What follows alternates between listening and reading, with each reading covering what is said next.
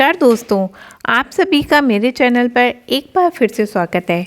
आज मैं आपके समक्ष प्रस्तुत करूंगी पौष पुत्रदा एकादशी की व्रत कथा, जिसका वर्णन हमें युधिष्ठिर और भगवान श्री कृष्ण के मध्य हुए संवाद के माध्यम से पता चलता है। धर्मराज युधिष्ठिर कहने लगे कि हे भगवान, आपने पौष कृष्ण एकादशी अर्थात सफला एकादशी महात्म्य बताकर बड़ी कृपा की। अब आप कृपा करके मुझे पौष माह के शुक्ल पक्ष की एकादशी के विषय में भी बताइए। इस एकादशी का नाम क्या है, इसके व्रत का क्या विधान है, इसकी विधि क्या है और इसका व्रत करने से किस फल की प्राप्ति होती है और उनमें कौन से देवता का पूजन किया जाता है। कृपया यह सब मुझे विस्तार से बताइए। तब यह सुनकर भगवान श्री कृष्ण बोले, पौष माह के शुक्ल पक्ष में आने वाली इस एकादशी को पौष पुत्रदा एकादशी कहा जाता है। इसमें भी भगवान नारायण की पूजा की जाती है। विधि पूर्वक इस व्रत को करना चाहिए। इस चर और अचर संसार में पुत्रदा एकादशी के व्रत के समान और कोई दूसरा व्रत नहीं है। इसके पुण्य से मनुष्य तपस्वी, विद्वान और लक्ष्मीवान होता है। इसकी मैं एक कथा कहता हूँ तो ध्यानपूर्वक सुनो। पौष पुत्रदा एकादशी की व्रत कथा। भद्रावती नामक नगरी में सुकेतुमान नाम का एक राजा राज्य करता था।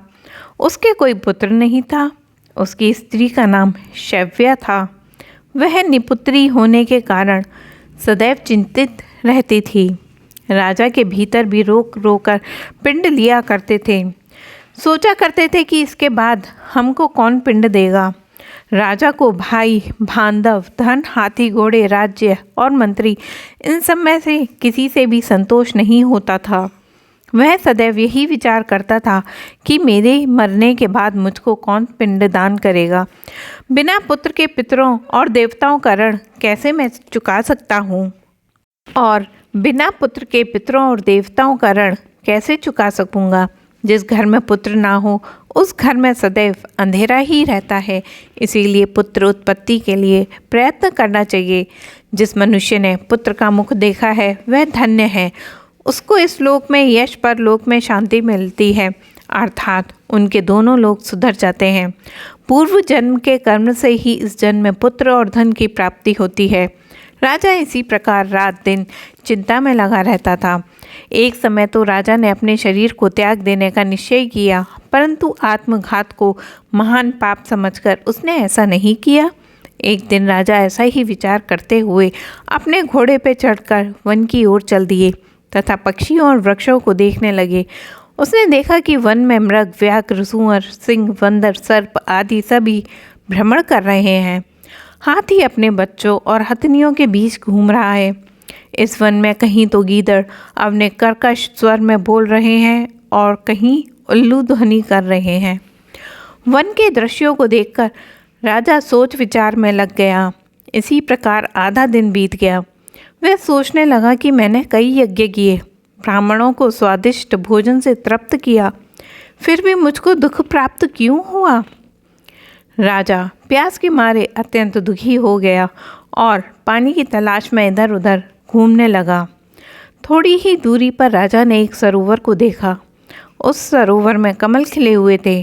सारस, हंस, मगरमच्छ आदि विहार कर रहे थे। उस सरोवर के चारों तरफ मुनियों के आश्रम बने हुए थे। उसी समय राजा के दाहिने अंग फड़कने लगे और राजा शुभ शगुन समझकर घोड़े से उतरकर मुनियों को दंडवत प्रणाम करके बैठ गया। राजा को देखकर मुनियों ने कहा, हे राजन, हम तुमसे अत्यंत प्रसन्न हैं। तुम्हारी क्या इच्छा है, सो कहो। राजा ने पूछा, महाराज, आप कौन हैं और यहाँ किस लिए आए हैं? कृपा करके बताइए।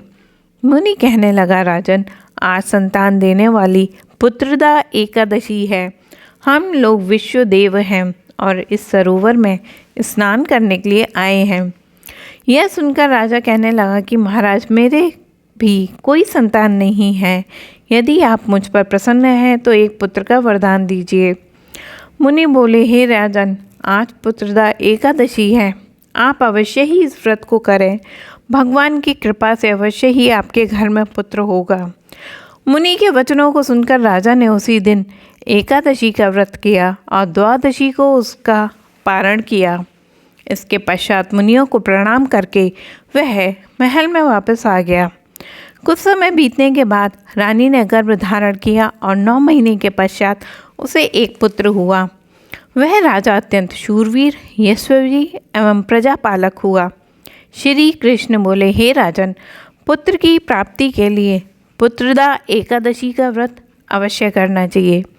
जो भी मनुष्य इस महात्म्य को पढ़ता है या फिर सुनता है, उसे अंत में स्वर्ग की प्राप्ति होती है। और इस तरह से पुत्रदा एकादशी की व्रत कथा यहाँ पर समाप्त होती है। आप सभी का दिन मंगलमय और शुभ हो और हरि की कृपा आप पर बनी रहे।